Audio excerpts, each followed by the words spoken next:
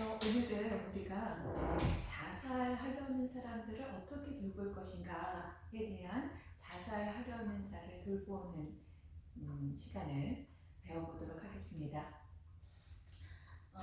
오늘은 그래서 우리가 정말 자살에 대한 바른 이해가 필요하겠고요. 자살을 시도하려는 사람들, 자살 의도자들에게 어떤 도움을 줄 수 있는지 알게 될 것입니다.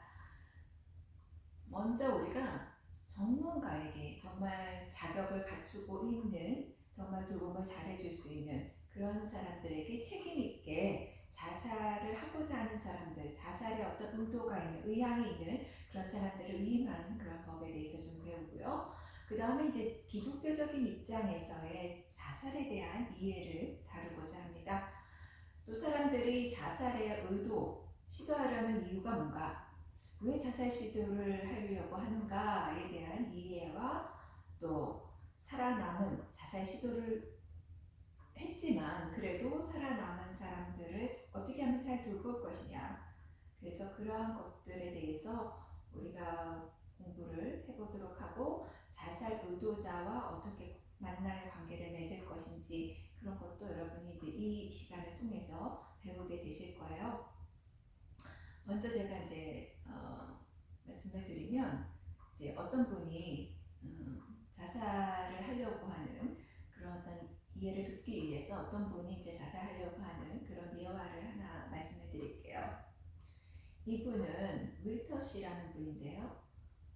나이는 86이에요. 그러니까는 86의 이제 생일을 맞으면서 느꼈던 그런 감정들을 얘기하는데, 사실 많은 사람들이 생신을 축하합니다 라는 그런 거를 받을만 하잖아요, 그 나이에 이제. 근데 이분의 축하를 받을, 함께 옆에서 이 밀터 씨가 옆에서 생일 축하드립니다, 생신 축하드립니다 하는 사람이 없다라는 거예요. 그래서 이제 축하라는 말 대신에 그냥 그럭저럭 기분 견뎌냈다라는 그 기분이 이제 생일날이 되니까 이제 더 지배적이었는데요. 아내가 세상을 떠났습니다. 바로 얼마 전에, 그러니까 1년 반 전에 아내가 세상을 떠났고, 그 이후로 이제 윌터 씨가 혼자서 홀로 이제 삶을 살아가게 되는데, 아내가 이제 세상을 떠나고 나니까 식욕도 사라지고 몸무게도 이렇게 급속도로 줄어서 한 15kg 정도가 빠졌어요. 그러니까 대부분의 시간이 그냥 멍하게 보내는 거예요. 예전하고 너무 다른 삶이죠. 그러니까 대부분의 시간들이 그냥 떠나버린 친구, 또 아내, 이런 생각들을 많이 하면서 그저 이제 멀리 떠난 그 손주들, 또 자신의 딸 하나밖에 없었는데 그 외동딸을 생각하는데 시간을 대부분 보내는 거죠. 그러니까 혼자 있을 때마다 이 슬픔이 몰려오는데, 그 슬픔의 시간이 이 뼛속까지 막 스며드는 거예요. 그러니까 소화 기능도 점점 약해지고, 또 이게 숨을 쉬는데 이게 숨 쉬는 것도 쉽지가 않고, 목이 부어오니까 이게 눌려서, 그러니까 이 육체적인 고통도 연속이고 마음속에 있는 심리적인 고통도 계속되고, 그러니까는 이분이 생각하기에 내가 더 이상 살 필요가 있나, 생명을 지속한다라는 것이 무슨 의미가 있는가, 이런 삶의 의미를 찾지 못하고 있었던 거예요.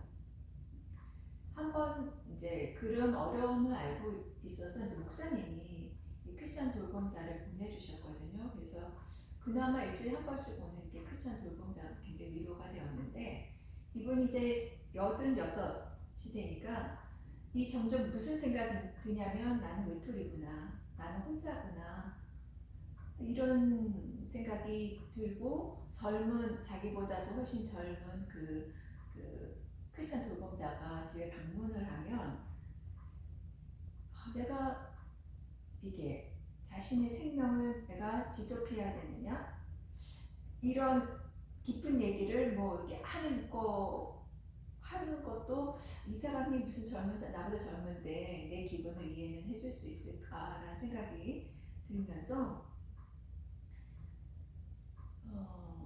이해를 못 해주는 것 같다는 또 생각도 들어서 그냥 일상적이고 그냥 편안한 주제, 자기의 마음을 이렇게 쉽게 드러낼 수 있는 그런 주제로 얘기하지 않고 그냥 편한 주제를, 쉬운 주제를 얘기를 하셨어요.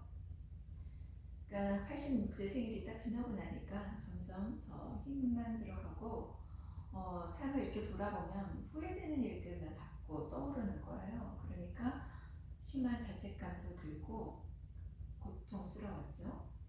가끔 이제 딸에게 전화도 걸지만 뭐 전화를 해봐야 그냥 사투적인 대화이고 전화를 끊고 나면 오히려 뭔가 더 공허하고 더 슬프고 하는 그런 감정이 들었어요. 그래서 어느 날 이분 윌터라는 분이 이제는 이 외로움, 이 고통을 고만해야겠다 이런 생각을 하면서 이렇게 문을 불러보니 이제 한쪽 구석에 어떤 상자를 발견하게 된 거예요. 거기에 이제 먼지가 쌓였는데 거기를 이렇게 털어보니까 거기에는 굉장히 소중하게 생각했던 그 베이브 루드 그 사람이 사인이 새겨져 있는 그런 야구공 그리고 이제 권총 이게 이제 들어있었던 거예요. 뭐 며칠 뒤에 이제 크리스천 돌봄자가 왔어요. 왔을 때 이 윌터라는 분이 그 야구공을 선물로 주겠다고 주는 거예요. 근데 이 분이 돌봄자가 이렇게 보니까 굉장히 유명한 사람의 사인이 들어있는 것 같아서 이게 굉장히 뜻깊고 값비싼 물건인 것 같은데 값비싼 물건은 자기가 받을 수가 없다고 이렇게 하셨어요. 그래서 거의 그런데도 불구하고 계속 받으세요. 이렇게 강제로 해서 그걸 거절하지 못하고 받았다 그래요.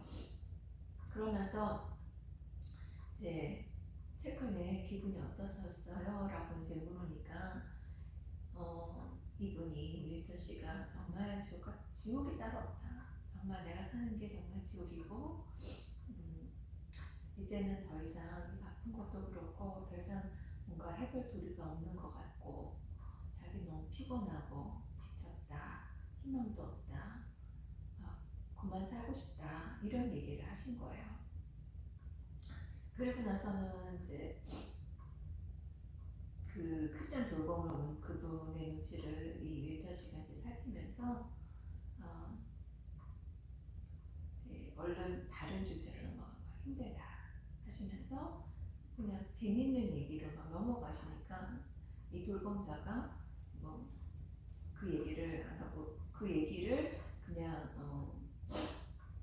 이게 힘들어서 그러신가 보다 하고 그냥 넘어갔어요. 근데 이 크리스천 돌봄자가 떠나고 난 그날 밤이었어요. 이분이 극심한 어떤 심적인 고통을 뭔가 마감하려고 하는 뭔가 결심을 이렇게 하시고 나서 힘든 몸은 너무 지치고 힘든데 방 청소를 열심히 하기 시작했어요. 설거지도 깨끗이 하고 집안 정리도 깨끗이 하고 그러면서 눈물은 그냥 이 정리를 하면서 눈물은 하염없이 이제 쏟아지는 거죠. 그러면 아주 깨끗하고 가장 아끼고 평소에 제일 아끼는 그런 정장을 딱 갈아입고서는 유서를 쓰셨어요.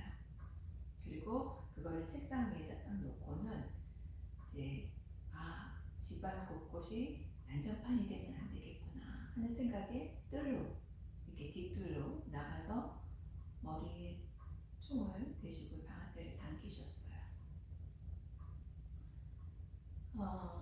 여러분들이 이제 크리스천 돌봄자로서 이런 자살을 하려고 하는 사람들을 돌볼 가능성은 거의 없어요. 그게 희박한데 이제 여러분의 책임감이나 크리스천 돌봄자를 책임지고 있는 그 책임감이나 아니면은 전문가,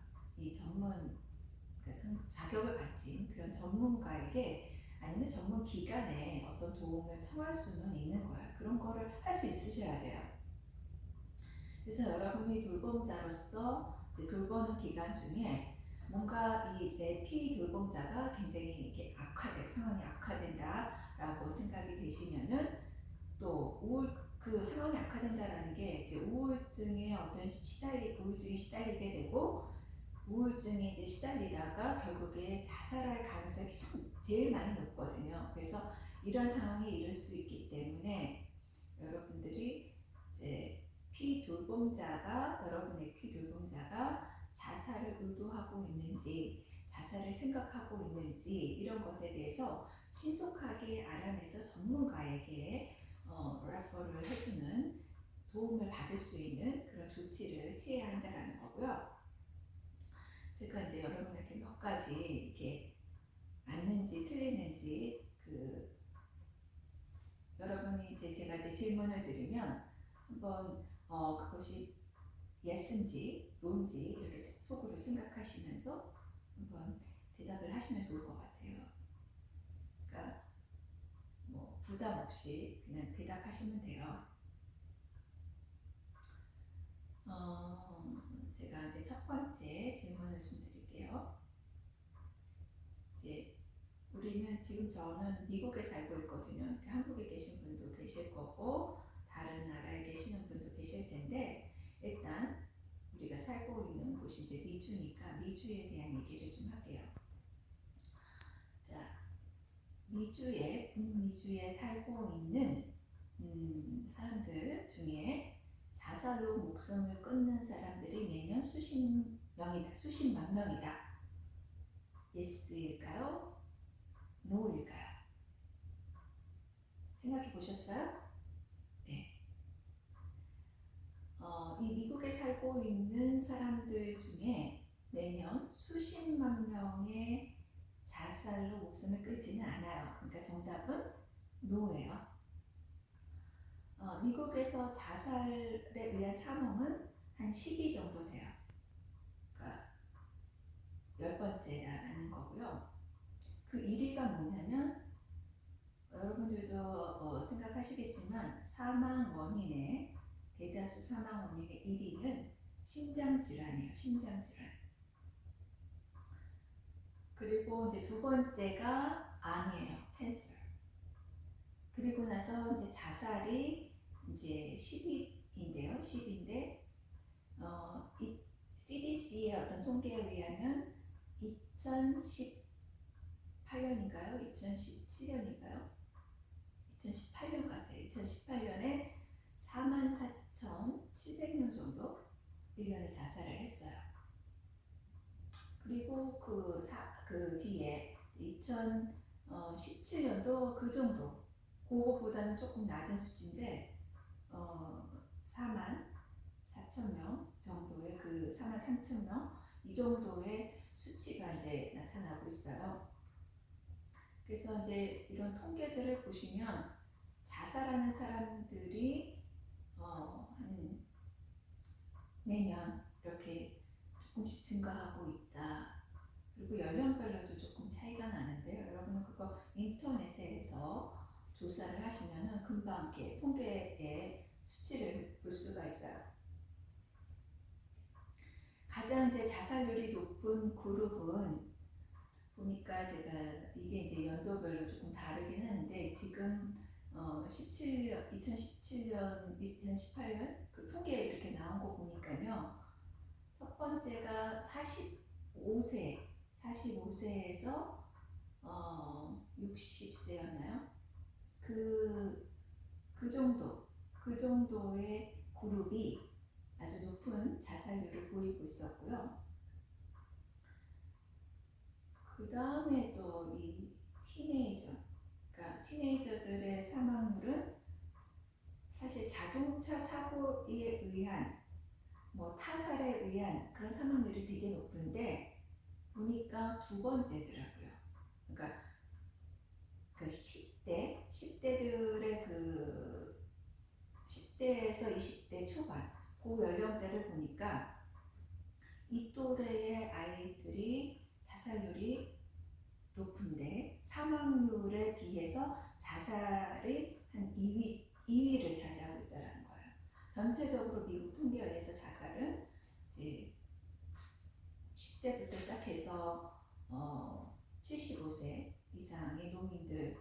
모든 통틀어서 한 12 정도 되는데 이 10대 아이들의 이 통계가 청소년들의 통계가 두 번째로 자살하는 그 이유 중에서 굉장히 높고요.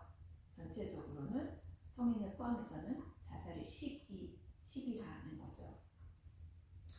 그리고 이제 두 번째, 아까 이제 연령적으로 45세에서부터 만약에 이제 삶이 굉장히 힘든 시기죠. 45세에서 60대 정도의 자살을 하시는 그 나이의 그룹이 되게 높다라고 1위라고 했는데 그 두 번째가 어떤 나이냐면요. 75세 이상의 노인 그룹이에요. 그래서 그렇다는 거고요. 자, 그 다음에 이제 제가 또 질문을 드릴게요. 자살을 이렇게 시도하는 사람들의 한 50%가 성공을 한다. 성공률을 50% 정도의 성공률을 보인다. 예스일까요? 노일까요? 네, 이거는 노예요. 대개는 우리가 자살하는 사람들이 한 번 시도해서 2분의 1 정도의 어떤 성공률을 보일 거라고 생각을 하시는 분들이 또 계시는데 대개는 이 15, 그러니까 이게 통계적인 거예요. 그러니까 에버리지라는 거죠. 대개는 15명의 자살 시도에 1명꼴로 죽는다고 해요. 그런 거 보면은 65만 명 이상의 그 자살 시도, 그러니까 곱하기 15를 하면 되겠죠. 그래서 이제 그런 어떤 65만 명 그 이상의 수치를 아까 4만 명이라니까 44만 곱하기 15의 어떤 자살 시도의 수치를 나온다고 볼 수가 있어요. 자, 세 번째는요. 감당할 수 없어 보이는 그런 감정적인 고통을 탈출하기 위해서 자살을 시도한다. 예스일까요? 노일까요? 네, 여러분 뭐 당연히 예스입니다. 그러니까 자살을 시도하는 많은 사람들이요.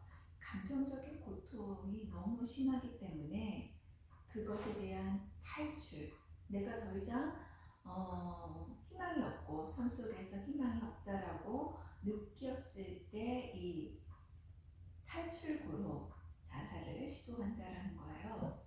그러니까 스트레스는 점점 많아지고 늘어가는데 내가 이 스트레스를 대처할 수 있는 능력이 없다라고 느껴질 때 이 자살 충동을 많이 느끼고 자살을 하나의 도출구로 이렇게 생각한다라는 거죠. 자, 네 번째 문제를 드릴게요. 모든 자살은 충동적인 행동의 결과이다. Yes, No.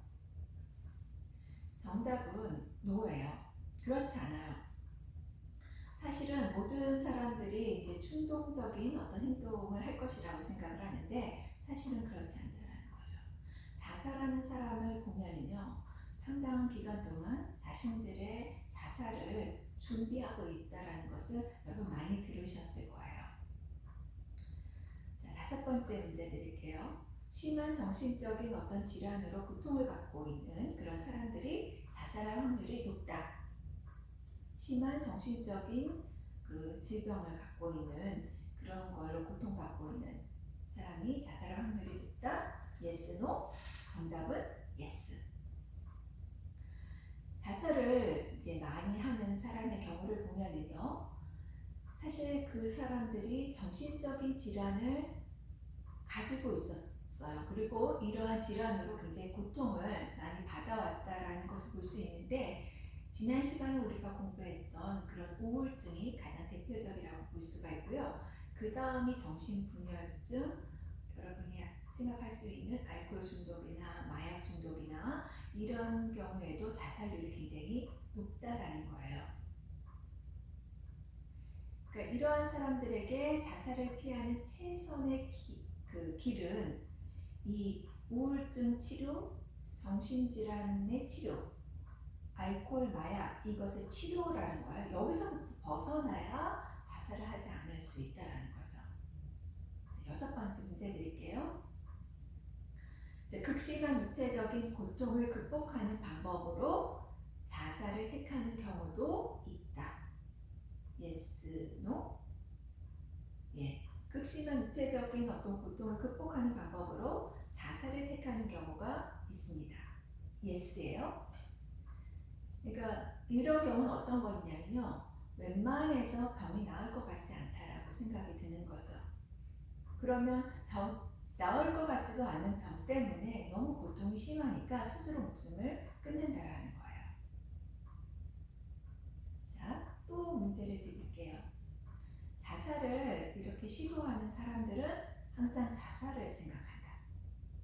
그럴까요? Yes, no? 자살을 의도한 사람들은 항상 자살을 생각한다. 여기에 정답은 no예요. 자살에 대한 충동이 옵니다. 사실 이렇게 이제 밀물썰물 얘기를 우리가 많이 했는데, 밀물처럼 밀려왔다가 썰물처럼 이런 충동, 자살하고 싶은 충동이 이렇게 빠져나가는데요. 이거는 왔다가 사라지는 거예요. 그러니까 자살에 대한 생각을 하게 될 때는 스트레스가 정말 이렇게 극에 달했을 때, 이럴 때 자살에 대한 생각을 하는 거예요.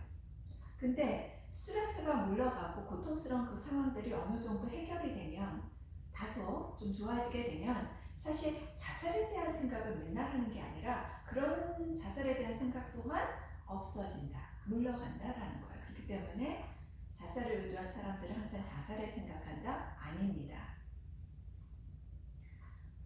여덟 번째, 일단 한 번이라도 자살을 생각했던 사람, 자살을 의도했던 사람들, 시도했던 사람들은 평생 동안 자살을 생각하며 살아간다? Yes, no? No예요. 그렇지 않습니다. 우리가 평생 동안 자살을 생각할 것 같죠? 그렇지 않아요. 예전에는 그랬는지 모르지만 지금의 삶은 또 다를 수 있어요. 그러니까 일정한 어떤 소수만이 자살을 한 번 시도해요. 대부분은 그렇게 시도를 많이 하지 않습니다. 그렇기 때문에 자살을 한 번이라도 시도한 사람이 평생 동안 자살 생각하진 않아요. 그러니까 자살한 사람 중에서 한 40% 정도 이상이 자살 시도의 경험이 있어요. 그렇지만 자살을 생각하게 된 그 요인이 이렇게 해결이 되고 나면, 그 문제가 해결이 되고 나면은 더 이상 자살을 생각하지 않습니다. 그러면 자살에 대한 이런 시도나 위협은 많은 경우에 도움을 요청하고 있다. 정답은 yes.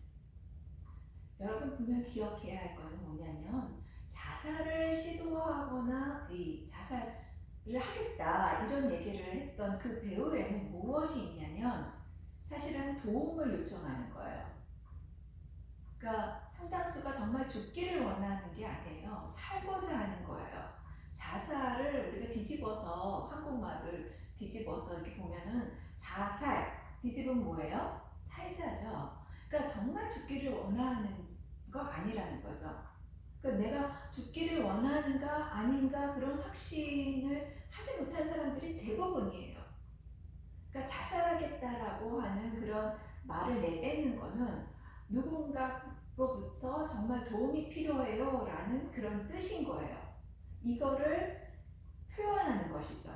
그렇기 때문에 자살을 시도하는 중에도 누군가가 정말 자신의 이야기를 듣고 말려주기를 바라는 거예요. 자기 이 문제를 해결해 주기를 바란다라는 거죠. 그래서 자살에 대한 시도나 위협은 많은 경우에 도움을 요청한다라고 볼 수가 있습니다. 자, 또 10번째 문제 드릴게요. 자살을 시도하는 사람들은 사실 남의 눈을 끌기 위해서 자살 시도를 이용한다. 정답은 그렇습니다. Yes예요. 자살을 시도하는 중에 사실은 자살을 의도가 사실 별로 없어요.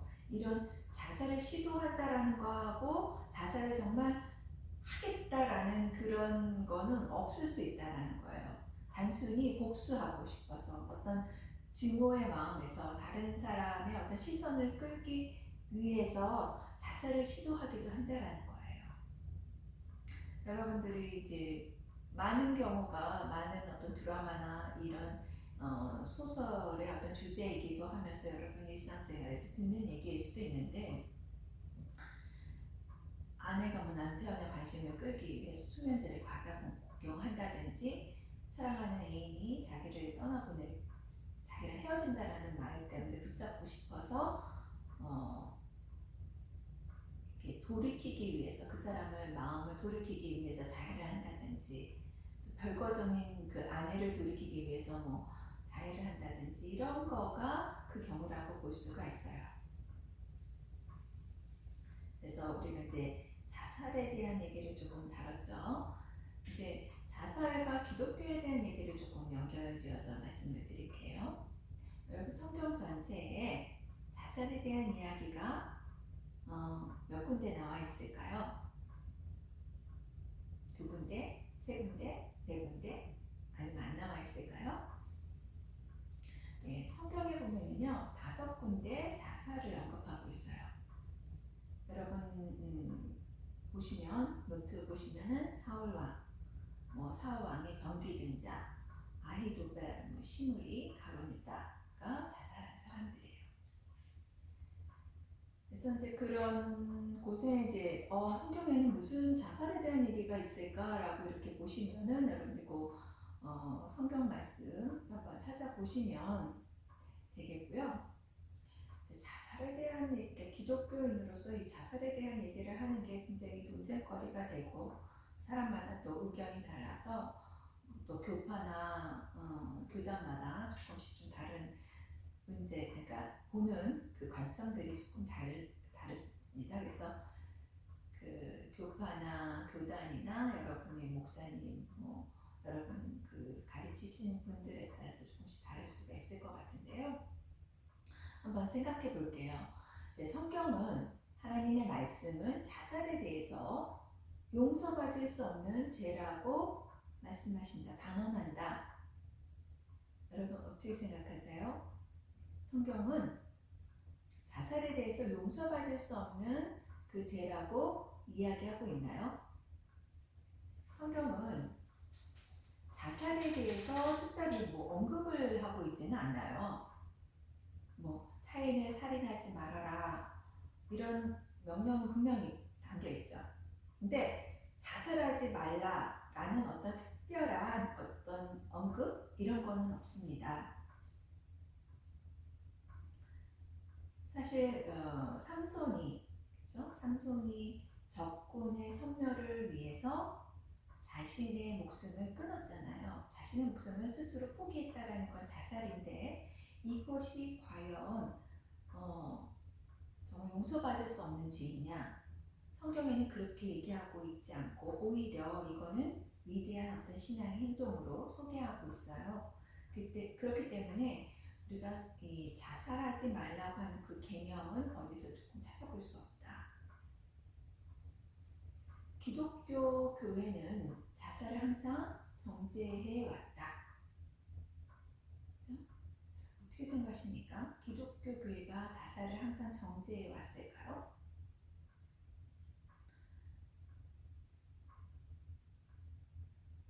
공식적인 어떤 입장 이런 거는 없겠지만, 그건 또 여러 어떤 세기에서 공회에서 그 공식적인 입장을 이렇게 우리가 이제 봐오긴 했는데, 이제 450년 AD 450년 경에는요, 이 자살이라고 하는 거를 우리가 귀신 들린 거다, 이렇게 얘기를 했었어요. 굉장히 오래된 얘기죠. 그래서 자살하고 나면은 이 마을, 또 어떤 가문의 어떤 수치, 그렇게 생각을 하기 때문에 아예 파문을, 그러니까 어떤 공동체로서부터 파문을 당했어요. 그러니까는 그 공동체에 들어올 수가 없어서 공동체 안에서의 그 땅에 묻을 수가 없는 거예요.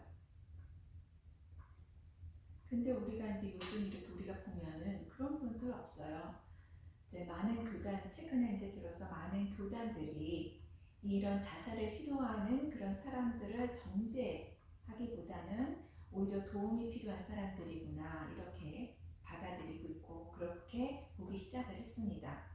그러니까 예전에는 굉장히 하나님으로부터 저주받은 사람, 그 자살을 시도한 사람도 그렇지만 자살을 했던 그 가문도 또 자살 시도로부터 살아난 사람들, 이 사람들조차도 굉장히 저주받은 사람들이라고 얘기를 했는데 지금은 그렇지 않고 이 사람들은 정말 어려운 사람들이구나, 마음이 힘든 사람이구나 라는 그런 어떤 인식들이 변해가고 있습니다.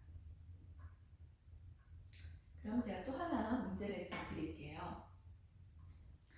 자, 자살률이 특히 높은 그룹들이 있다. 자살률이 특별히 높은 그룹이 있다. Yes, no? 정답은 Yes예요. 여러분 앞에서도 제가 말씀을 드렸지만 자살률이 높은 그룹이 있습니다. 아까 얘기한 정신질환이나 아니면 우울증을 가지고 고생하고 있는 사람들, 고통받고 있는 사람들이 이 자살 확률이 높고요. 알코올이나 마약 중독자들 자살률이 높습니다. 그리고 노인 중에 홀로 되신 분들 자살률이 높고요. 이혼을 하고 나서 혼자인 사람들이 굉장히 그 자살률이 높고 여기 또 뭐 게임 중독자들, 뭔가 중독하고 중독에 빠진 사람들이 이제 자살률이 높다라고 그렇게 얘기를 되어지고 있습니다. 이제 또 문제를 드릴게요. 여성의 자살 시도는 남성에 비해서 많지만 성공률은 남자가 높다. 정답은 Yes예요. 여러분들이 다 그렇게 생각하실 거라고 생각을 하는데 자살 시도는 여성분들이 많이 합니다. 남성들에 비해서 자살 시도하는 그걸 보면은 이 3배나 많다고 합니다. 근데 성공률에 있어서는 그 반대예요. 그러니까는 남자가 여성보다 성공할 확률이 4배 정도 높다라고 하는데 그 이유는 뭐냐면 남자들은 확실한 방법을 택하고 굉장히 빠른 방법을 택한다라는 거예요.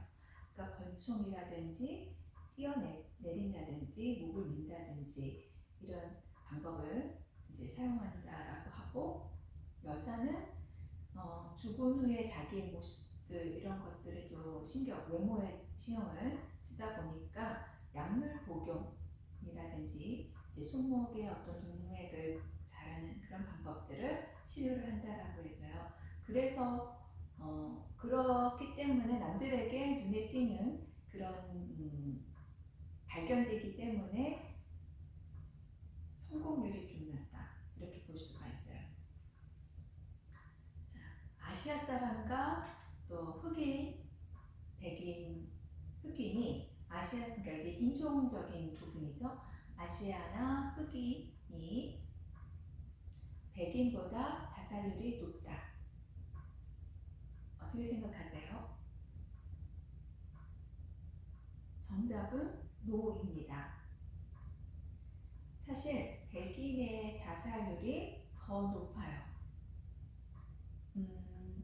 흑인 남자일 경우에는 젊었을 때는 자살 시도가 많아요.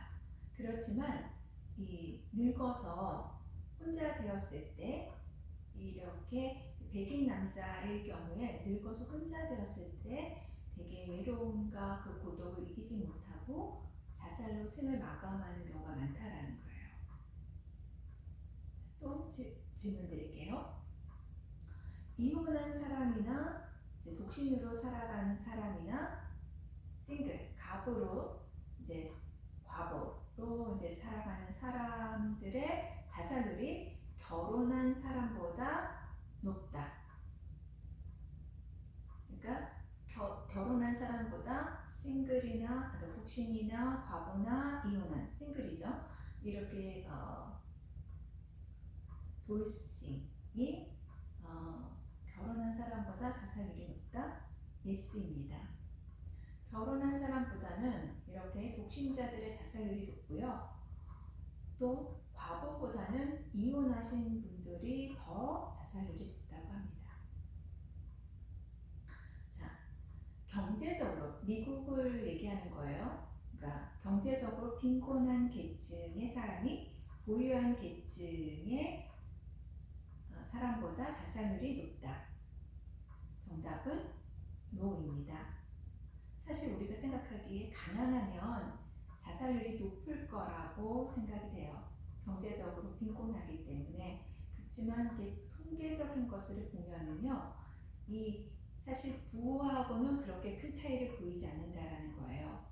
사실 부자와 가난한 사람의 자살률에는 큰 차이를 보이고 있지 않다.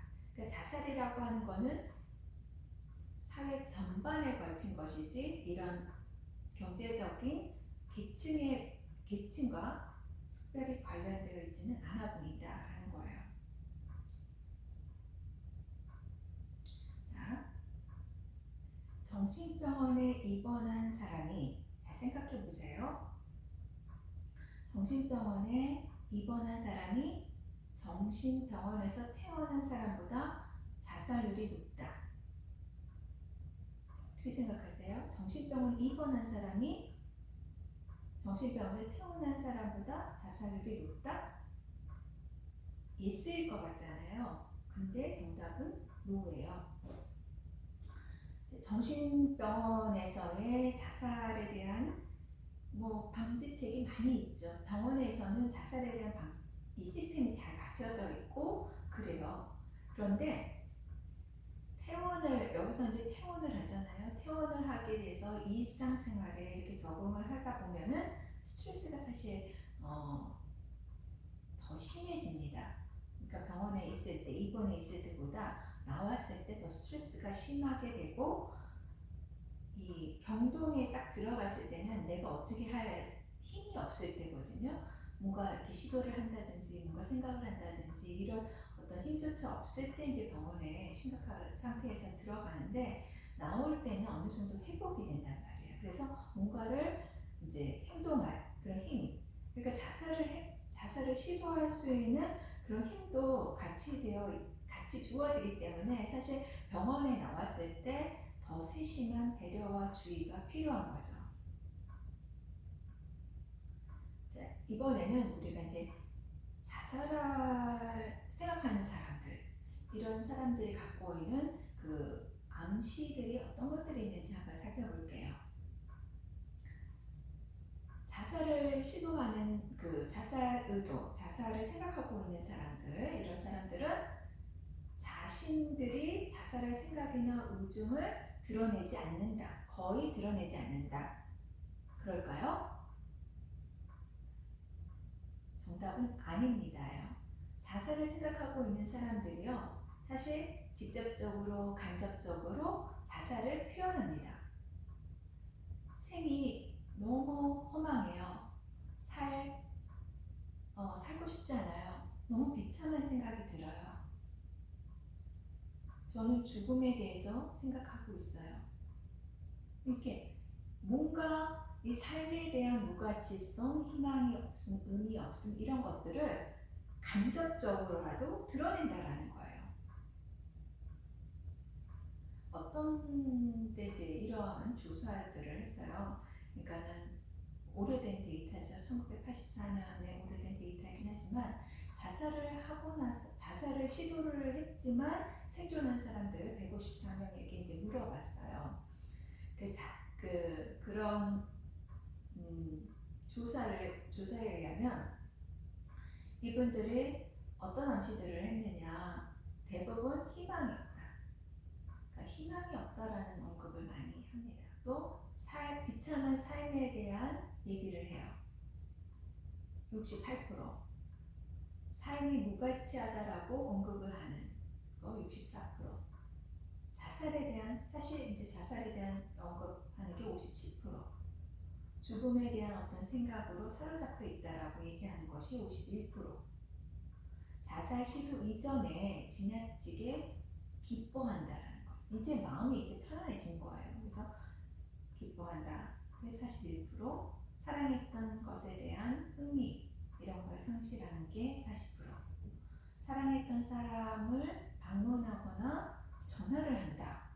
이런 게 38%, 일상적인 어떤 일이나 주변을 정리하는 거가 30%, 가치 있는 것을 남에게 주는 경우가 15%. 이렇듯 이렇게 직접 간접적으로 표현하고 있다라는 거예요. 자, 또 이제 질문을 드릴게요.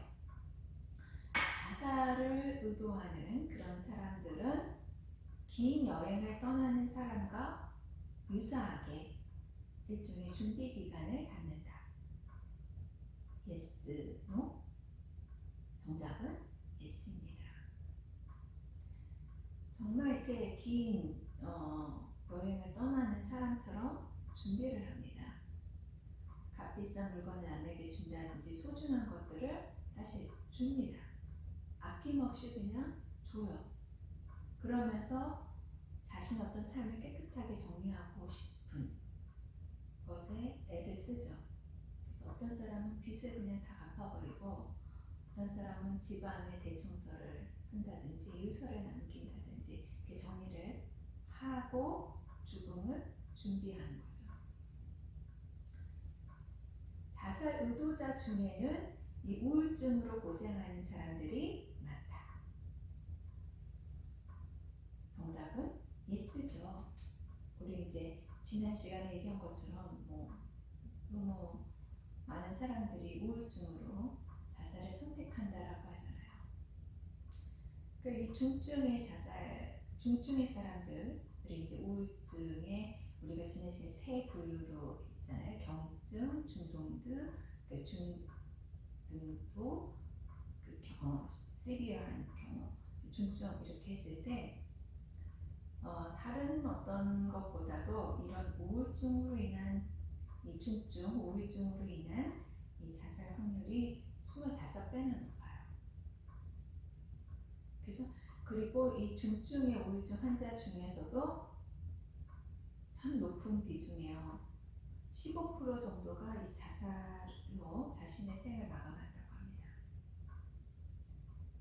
이렇게 우울증에서 상당히 호전되었다라고 생각하는 순간에 우울증의 사람은 자살을 할 수 있어요. 그러니까 사람이 우울해지면, 너무 우울해지면 사실 자살에 대한 어떤 생각할 힘, 그거를 행동으로 옮기는 힘 없어요. 너무 우울하면, 정말 이렇게 시비하면. 근데 이것이 그렇게 우울하던 것이 약간의 회복의 길을 접어들면 육체적인 힘도 증가하게 되죠. 그러면서 생각하는 거. 근데 육체적인 힘은 증가되는데 감정의 고통은 그대로예요. 그렇게 되면은 더 자살의 위험성이 있고, 그렇게 되면 건강에 의한 스스로 목숨을 끊을 수 있는 그런 어떤 힘이 있기 때문에 자살로 갈 수 있다라는 거예요. 그래서 건강의 호전도 정서적인 호전도 같이 일어나야 돼요. 그러니까 이제 이 육체적인 증진이 됐으면 정서적인 증진도 같이 돼야 되는데, 이게 언밸런스가 되면 육체적인 힘은 증가했는데 정서적인 고통은 더 심하거나 호전되지 않았다라고 하면은 이런 가능성이 높고, 그러니까 우울증이 자살로 이루어지는 가능성이 더 높다라는 거예요. 그리고 이제 여러분한테 이제 당부들, 자살 의도자들을, 자살을 하려고 하는 그런 사람들을 우리가 어떻게 돌볼 것인가, 어떻게 할 것인가, 이런 얘기를 좀 드릴게요. 이제 여러분들이 자살을 암시하는 그런 사람들을 만날 가능성이 아주 없지는 않아요. 자살을 암시한다라는 피두봉자를 만나게 되면, 그거를 감지했다고 하면 즉시 전문가나 책임관, 지도하시는 분들에게 알려야 된다. 알려야 되는 거죠. 여러분들이 이제 돌봄자로서 여러분들이 이제 돌보는 피돌봄자가 자살을 의도하고 있다. 그런 것이 간파가 되면 반드시 이분에게 피돌봄자에게 도움이 될 수 있는 조치를 취하셔야 되는 거예요. 가장 중요한 조치는 전문가에게 알리는 거. 목사님이나 교회 지도자나 그러니까 여러분 그 크리스천 돌봄을 책임 맡고 계시는 지도자에게 알려서 빨리빨리 어떤 조치가 이루어져야 된다는 거죠. 그 다음에 이제 전문적인 이런 돌봄자는 자살 의도자를 효과적으로 돌볼 수 있는 유일한 사람이다? 그렇진 않아요. 여러분이 이제 크리스천 돌봄자로서 혼자 돌보려고 해서는 절대 안 되는 거죠. 함께 돌봐야 돼요. 함께 다른 사람들, 그러니까 책임감이나 이 전문가의 돌봄을 같이 이렇게 해야 되는데, 만약에 이제 정신 전문가들은 이런 분들하고 이제 연결을 시켜줬을 때 이런 분들이 그냥 크리스천 돌봄자가 일주일에 한 번씩 방문을 하는데 그것도 도움이 되겠습니다 라고 이렇게 허락이 되면 계속 여러분들은 돌볼 수가 있어요. 그래서 꼭 전문적인 돌봄자만 돌보는 게 아니라 여러분들이 그분들이 허락이 되면 그 전문가의 허락하에서 돌봄이 되어진다고 하면 여러분도 같이 이렇게 함께 돌볼 수가 있는 겁니다.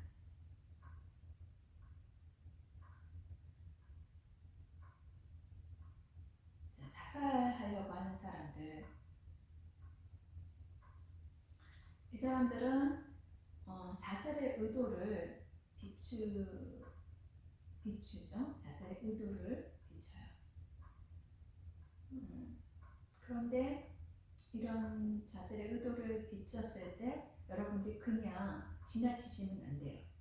내가 이거를 이제 자살을 하려는 어떤 의도에 대해서 깊숙이 다루는 사람들이 더 자살을 생각하고 자살에 대한 생각 때문에 자살하지 않을까라는 그런 두려움이 있는데, 이런 것 때문에 그런 것도 있고 자살을 암시하는 그런 것들을 오히려 이제 돌봄자가 그걸 부인해 버리는 거죠. 이 문제 좀 더 다뤄주기를 바라는데 이게 너무 두렵기도 하고 겁이 나니까 그 문제를 피해서 자살 알고 그냥 하는 말이 엮이지 너무 힘드니까 이렇게 해서 그냥 부인해 버리기 쉬운데 그러면 안 된다라는 거예요.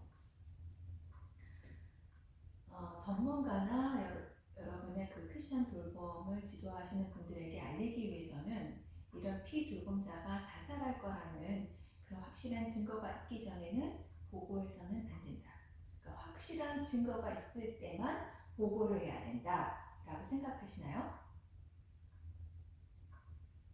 아닙니다. 이거는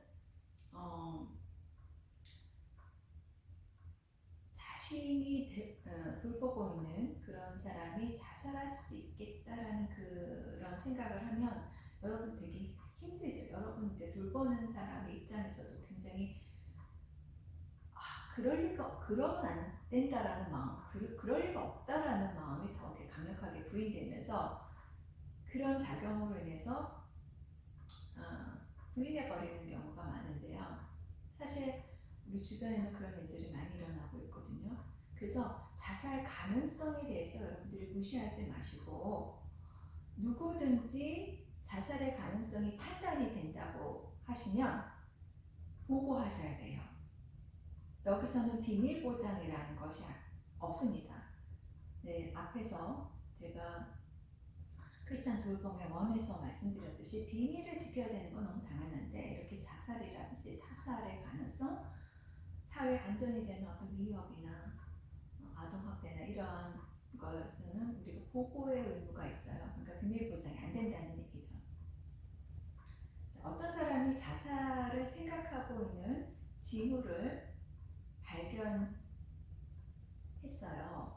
그러면 왜 자살하려고 하느냐 그 의도에서 이렇게 묻는 거는 굉장히 그 상대방을 당혹하게 하기 때문에 묻지 말아야 된다. 옳지 않다. 이렇게 생각하십니까? yes, no? 이 부분은 no예요. 이제 피돌봄자에게 여러분들이 자살에 대한 의도가 발견이 되잖아요. 그러면 분명하게 여러분들이 하실 일은 뭐냐면 자살의 의향이 있는지를 물어보셔야 돼요. 꼭 물어보셔야 되는 거예요. 이렇게 이제 물어보시면서 오히려 자살로 이끄는 것이 아니라 자살을 이렇게 인도하는 그런 걸 막을 수 있단 말이에요. 자살의 의도를 물으면서 자기 기분을 얘기할 수 있잖아요. 그리고 자기 생각, 무슨 계획 이런 것들을 말하게 되거든요. 그러면 말하면서 우리가 그거를 자살을 시도할 수 있는 그런 거를 오히려 막을 수 있다는 거예요. 얘기를 하면 우리가 막을 수 있잖아요. 그렇기 때문에 여러분이 내가 이렇게 자살 의도에 대해서 이렇게 묻는 거가 이 사람 이게 불편하게 하는 거 아니야? 오히려 더 자살하게 만드는 건 아니야? 이렇게 생각하셔서 그걸 무시하지 마시고 그때는 반드시 물어보셔야 되는 거예요. 그리고 또 해야 될 건 뭐냐면 여러분들이 자살을 이렇게 시도하는 그런 사람들에게 분명하게 여러분들이 말씀하셔야 될 거는 자살하지 않기를 나는 바란다. 그 돌봄자는 피돌봄자에게 자살하지 않기를 바란다고 꼭 말해주셔야 되는 거야. 그러니까 자살을 생각하고 있는 이 피돌봄자를 향한 돌봄자의 관심, 돌봄자가 이 자살을 포기할 수 있도록 이끌 수가 있어요. 정말 돌봄자는 그러니까 자살을 생각하는 그 피돌봄자에게 적어도 나는 당신이 죽지 않기를 바란다. 이런 메시지가 들어가요. 아니 메시지가 아니라 그렇게 말을 하셔야 돼요.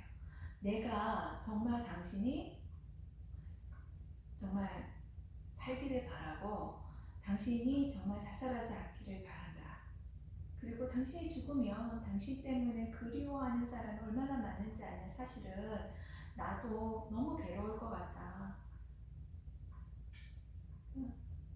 성경 말씀을 막 들이대서 당신 죽으면 죄다 이렇게 얘기하시면 안 되고요. 나도 당신을 돌보고 있다. 이런 거가 내가 당신하고 함께 있지 않느냐. 당신 얘기 들어주고 당신이 그런 또 용기를 내서 정말 극복했으면 좋겠다. 오히려 이 사람들이 피돌봄자들이 갖고 있는 그 고통을 여러분들이 건설적으로 정말 이렇게 해결할 수 있는 방법을 함께 모색하면서 자살을 하는 그런 거를 여러분들이 그 시도들을 막으셔야 된다는 거예요.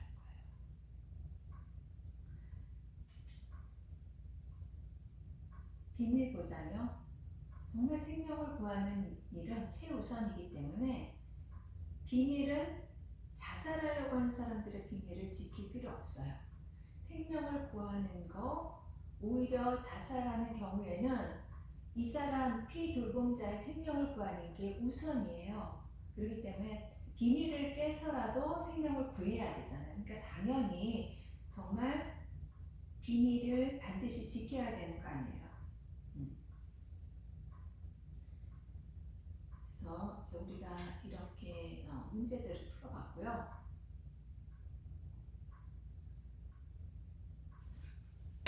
잠깐만 쉬고 들어갈게요.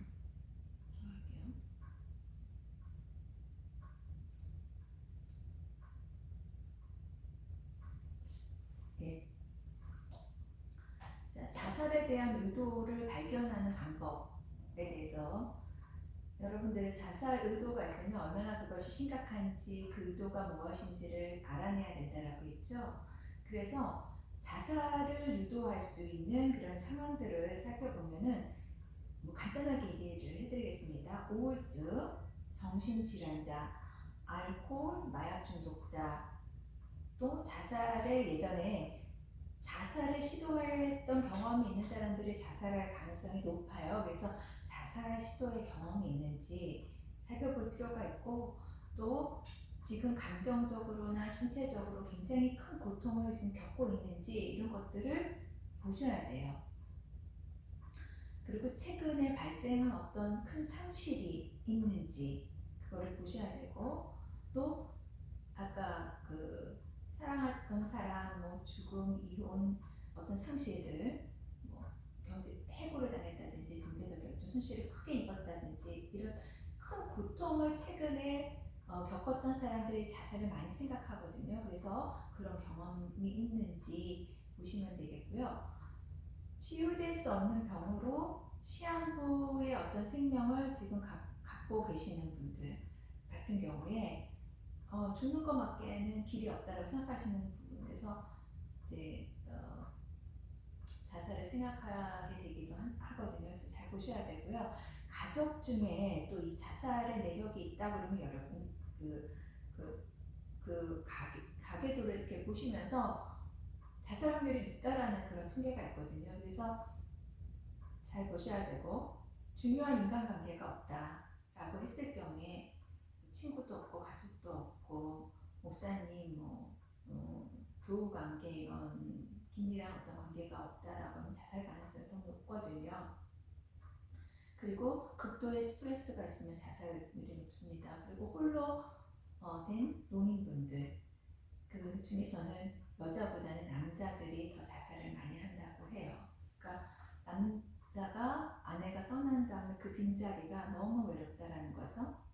그리고 우리가 자살 의도를 알 수 있는 단서들이 있어요. 정리를 해본다면 직접 간접적으로 우리 이제 아까 문제도 풀었지만 직접 간접적으로 자살에 대한 언급을 했다든지 주변을 이렇게 정리를 한다라든지 또 중요하고 값비싼 물건을 다른 사람들에게 이렇게 나눠준다라든지 갑작스러운 뭔가 파워나 이건 뭐냐면 이미 결심을 했어요. 그러니까 일시적으로 편안함을 느껴지는 거야. 아 이제 나는 죽을 거다. 그런 갑작스러운 어떤 평온함이 있다라고 하면은 그 의도, 그 단서가 될 수 있고요. 감소하는 어떤 현실의 대처 능력을 볼 수 있어요. 그럴 때 자살하기 쉽다라는 거죠. 그리고 급박한 자살 시도 위험에 어떻게 대처를 할 것인가. 이건 뭐냐면 우리가 꼭 기억해야 될 부분인데 자살에 대한 의도를 반드시 물으셔야 된다는 거죠. 그래서 특별히 자살에 대한 계획을, 플랜을 물어보셔야 돼요. 자살에 대한 어떤 생각하고 계시는데 구체적으로 방법이 있으세요? 이렇게 물어봐 주시는 거예요. 그러면 잘 모르겠어요. 뭐 거기까지는 생각해 보지 않았는데요. 하면은 그렇게 급박한 자살을 하겠다라는 그 확률이 크진 않아요. 그런데 구체적인 어떤 계획을 갖고 있다라고 하면은 자살 확률이 굉장히 높은 거죠. 그래서 구체적인 계획을 갖고 있을 때 여러분들도 구체적으로 물어보셔야 돼요. 그러면은 언제, 어디서, 어떻게 자살을 할 것인지에 대해서 구체적으로 물어봐 주시는 거죠. 구체적으로 대답을 한다라는 거 벌써 자살에 대한 플랜을 다 세웠기 때문에 자살할 확률이 높은 거죠. 굉장히 급박하다라는 거죠. 그리고 자살에 대한 그 사용, 그럼 어떻게, 어떤 도구, 어떤 거를 준비하고 계시는데요. 그러면 나는 뭐 엽총을 샀어요. 오래전에 지금 숨겨뒀다. 그 장롱 속에 거기에 이제 내 총이 있다. 근데 그거를 이제 사용하려고 한다라고 하면은 굉장히 급박한 자살 시도라는 거죠. 그리고 자살에 대한 행동을 보일 때 주의를 하셔야 돼요. 그러니까 유서를 쓴다든지, 뭐 총을 구입을 했다든지, 수면제를 받아 구입을 했다든지 하면은 자살을 시도할 확률이 굉장히 높은 거죠. 이런 행동을 했다라고 하는 거는 이제 급박하다는 거예요. 그러니까 자살을 이미 이제 시도하려는 행동에 돌입했다라고 보시면 되는 거죠. 그리고 의심에 대한 미안한 마음을 갖는 것보다 사실은 생명이 더 중요하다라는 것을 여러분들이 더 기억하셔야 돼요. 제가 누누이 강조하는 부분이에요. 그러니까 의심이 돼요. 내가 이분 혹시 자살을 하려고 하는 거 아닐까 의심이 되는데 이거를 내가 얘기를 하는 거가 이 사람 당하게 하는 거 아닌가? 그게 아니라 그런 마음이 의심이 드는 마음이 생기면은 여러분들이 즉각적으로 이 사람의 생명은 더 중요하기 때문에 그냥 대응하는 게 더 맞아요. 의심이 드는 대로 얘기를 하는 거예요. 미안한 마음을 가질 필요가 없어요. 이미 죽고 나면 미안한 마음, 뭐 해봤자 미안한 마음, 미안한 얘기, 사과해봤자 의미가 없잖아요. 소용없는 것처럼 살아있을 때가 더 중요하기 때문에 살아있을 때 미안한 마음 갖는 게 낫죠. 그래서 우리는 만약 이런 의심이 들면 바로 지도자에게 알리거나 목사님한테 알리거나 전문가에게 의뢰하는 그런 것들이 필요하고요. 하나 중요한 건 뭐냐면 자살을 한 사람들, 이미 자살을 한 사람들은 자살로 그냥 생을 마감한 사람들은 어쩔 수 없지만 그분들의 이제 가족들, 남겨진 사람들이죠. 친구들, 이런 사람들은 자살의 희생자거든요. 그래서 이런 사람들을 돌보는 게 또 우리의 역할이에요. 크리스천 돌봄자들의 역할인데 자살로 희생하는 사람들을 돌보는 거는 정말 많은 어려움이 있어요. 왜냐하면 우리는 자살한 사람들에 대해서 좋은 시각을 갖고 있지 않아요. 그냥 얼마나 정신적으로 나약하면 자살을 하냐, 어떻게 남은 사람들이 있는데 자살을 하느냐, 정말 용서받을 수 없는 죄 아니냐, 이렇게 하거든요. 그렇기 때문에 이 사람이 얼마나 힘들면 정말 목숨을 끊을 만큼 그렇게 심각했는가에 대한 그 고통, 그 사람들이 겪어오는 그 고통에 대한 이해를 잘 못해요. 그래서 우리는 쉽게 그 고통에 대한 이해보다는 쉽게 어떤 죄가 잘못됐다 이렇게 비판을 하는 경우가 많이 있는데요. 사실 그것들로 인해서 사람들이 자살을 한 그 사람들의 가족들을 또 멀리합니다. 사실 이 사람들은 돌봄이 필요한데 이 사람들의 가족, 자살한 사람들의 가족이나 친구들 굉장히 멀리하는 경향이 있고요. 그래서 위로의 전화, 사실 이런 게 필요한데 이거를 꺼려합니다. 그리고 장례식장에 가는 것도 물론 이제 좋은 내가 가면 되게 부담스러워하지 않을까 그런 마음에 이제 안 가시는, 그러니까 너무 쓸쓸한 거죠. 장례식장도 특히. 그래서 이렇게 또 이 자살로 인한 그 가족들 같은 경우에는 자살이 아닌 다른 요인으로 이제 돌아가신 분들에 대해서보다도 더 언급을 하지 않는 거죠. 사람들이 물어보지 않아요. 왜냐면 미안한 마음도 있고 여러 가지 해서 물어보지 않거든요. 그렇기 때문에 이 자살한 사람의 가족이나 친구들 같은 경우는 상처를 더 많이 입게 되고 더 얘기 못하게 되는 거죠. 그러니까 자기의 기분이나 그 고통을 누군가에게 얘기조차도 할 수 없다는 게 더 큰 문제다라고 볼 수가 있어요. 그래서 자살을 이렇게 한 그 가족, 자살 희생자들, 그 자살한 사람들의 가족이나 친구들을 돌보는 것도 굉장히 중요합니다. 그래서 이런 부분들은 여러분들 한번 읽어보시면 좋을 것 같고요.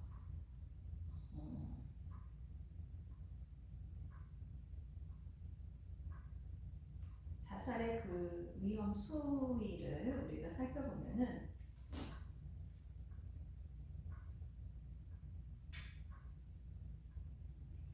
1단계, 2단계, 3단계 이렇게 나눌 수가 있어요. 자살을 생각하기는 했지만 구체적인 계획이 없는 거는 위험 수위가 낮은 것이죠. 그리고 중간 정도라고 하면은 자살에 대한 계획은 세웠어요. 그렇지만 아직 시도하지 않을 거라는 그 확신이 딱 드는 단계고, 높은 수위는 뭐냐면 구체적인 어떤 자살 계획과 방안을 갖고 있고 그것을 실행하겠다라는 그런 것들이 보여졌을 때, 모든 것이 구체적으로 딱 이렇게 준비가 딱 되어진 상태, 이 사람은 자살을 하려고 하는 의도가 굉장히 임박하게 있다라고 볼 수가 있어서 높은 위험의 수위라는 것을 여러분 기억을 하시면 좋겠어요. 제가 이제 말씀드린 것들을 잘 생각해 보시고, 아까 얘기한 그 자살을 쉽게 할 수 있는 그런 단서들 잘 생각해 보시고, 어떤 그룹들이었는지 다시 이렇게 리마인드 해 보시고, 또 자살을 급박한 어떤 자살 의도하는 그런 상황에서 여러분들 어떻게 대처를 해야 되는지 이런 것들도 기억을 하시고, 또 자살의 높은 수위가 도대체 그 요소들이 무엇인지 그런 것들을 또 기억을 하시고, 그 자살의 수위, 제가 1단계, 2단계, 3단계 말씀드렸잖아요. 그 수위에 대해서도 다시 한번 여러분들이 생각을 해보시면 좋겠어요.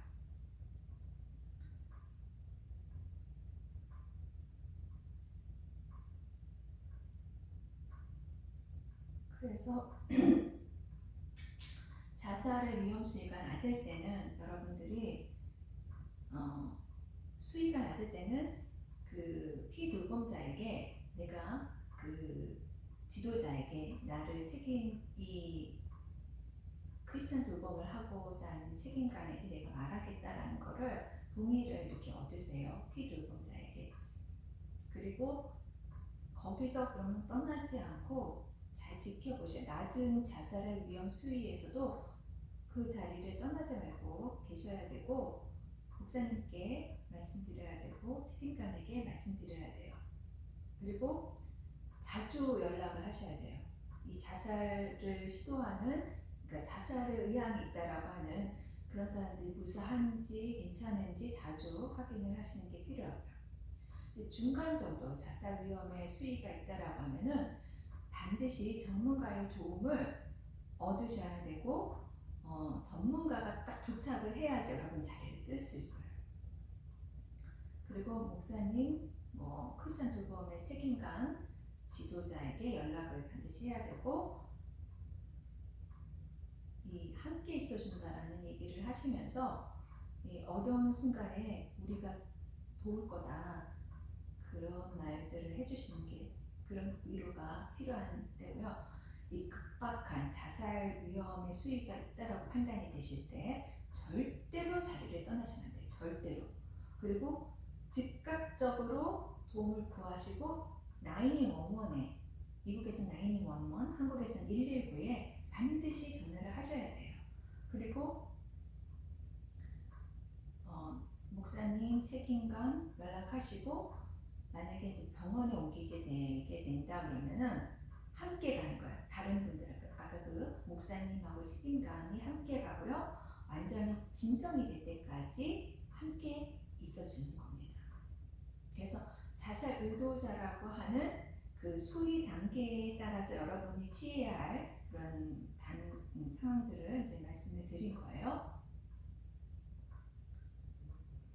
그래서 이제 자살의 가능성을 암시하는 그런 말들, 여러분 귀를 기울여서 그냥 흘러 넘기시지 말고, 그럴 때면은 진지하게 대화를 하셔야 된다는 거고, 자살에 대한 어떤 생각을 하고 있느냐 반드시 물어보셔야 되고, 자살에 대한 어떤 계획도 언제 그런 계획을 세웠는지, 자살에 대한 구체적인 계획이 무엇인지, 그 도구나 약 같은 거를 준비가 됐는지, 유서를 썼는지, 이런 것들 구체적으로 물어봐 주시고, 정말 삶에 대해서 이렇게 포기하려고 하는 어, 포기하지 말고, 포기하려는 그런 분들에게 포기하지 말고 힘차게 살아야 된다. 그리고 함께 있어주겠다. 우리가 도와주고 그 문제를 해결해 보도록 우리 함께 노력하자. 이렇게 해서 살기를 바란다는 그런 메시지를 강조하셔야 돼요. 그리고 자살 위험의 수위를 확인하셔야 돼요. 구분하실 수 있으셔야 되는 거죠. 그리고 그것에 따라서 여러분들이 취해야 할 행동들을 반드시 기억하시고 조치를 취하셔야 된다는 것입니다.